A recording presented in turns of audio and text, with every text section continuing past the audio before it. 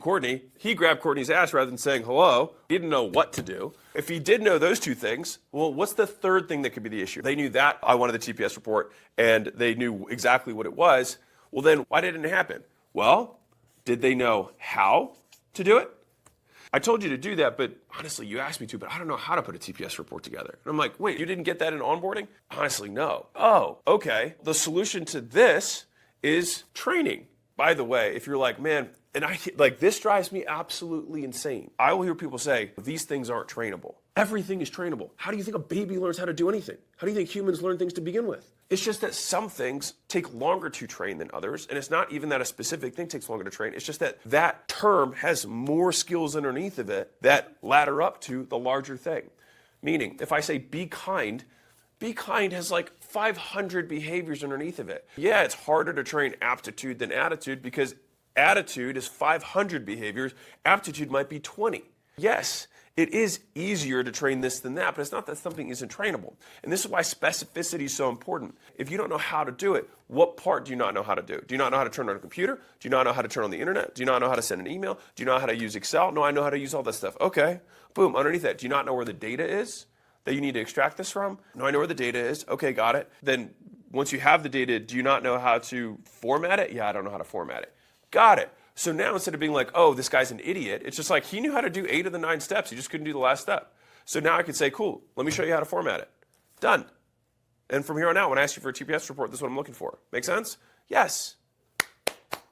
Now, let me give you a little pro tip. The higher the general skill and competence of the individual, the greater the expertise of the person in the domain, the more vague you can be with your directions. If someone comes to me and says, hey, I've got this product, this new marker, and it writes upside down, and it's invisible ink, it's amazing. Alex, can you build a business around this? I could just say yes, because I have all the other skills it takes to build a business. Now, if you go to somebody who might be lesser skilled, you might have to say like, hey, can you make a marketing campaign around this? Now, that person probably might not be able to like set up the entity structure in a tax efficient manner, or be able to source the materials, or be able to set up HR practices and all this other stuff. But like, they could do the marketing campaign, and you might be able to go to a good marketer and say, hey, can you run a good marketing campaign? They say, sure.